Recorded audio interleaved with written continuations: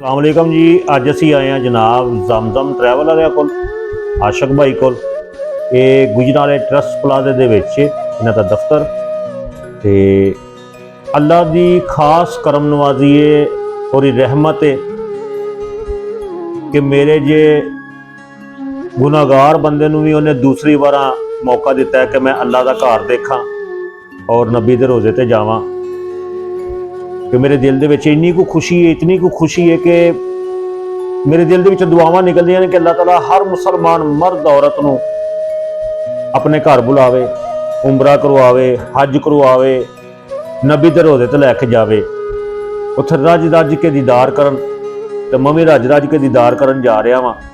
ते आशक भाई दी मेहरबानी, इन्हां दा प्यार है कि मैनू लोगों के नालों इन्होंने 30,000 रुपए का सानू 30,000 रुपए का डिस्काउंट दिता है। उन्होंने कहा कि भैन असी तुहाडे फैन हाँ ते असी तुहानू अपने वालों 30,000 रुपए का डिस्काउंट दिन्ने आ। ते तुसी गुजराले जिले दे विच बल्कि डिवीजन दे विच तुसी जिथे भी हो, मैं आशक भाई का नंबर तुहानू नाल दे देवांगा।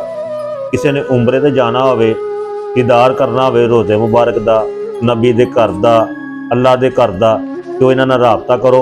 तुहानू दूसरियां दे नालों बहुत ज़्यादा डिस्काउंट होएगा और तुहानू इज्जत मिलेगी और सब तो वड्डी बात है कि मैनू होटल बिल्कुल आशक भाई ने नज़दीक दिते ने, बिल्कुल नज़दीक कि एक कबूतर चौंक दे कोल है ते जिहड़ा मदीने शरीफ दे विच है वो अल बैक दे सामने, वो बिल्कुल नज़दीक होटल ने। मैं शुक्रिया अदा करना वा आशक भाई का और अल्लाह का खास करम है कि अल्लाह ताला जिहड़ा भी या अल्लाह पाक जिहड़ा मेरी वीडियो वेखण दिया वे उन्होंने जल्दी तो जल्दी उन्होंने काबे लै जा, उन्होंने मदीने लै जा, उन्होंने अपने घर का दीदार करवा, उमरा करवा और उन्होंने रोज़े का दीदार करवा, अपने नबी दे रोज़े का। और अपना ख्याल रखना। बहुत शुक्रिया। अस्सलाम वालेकुम।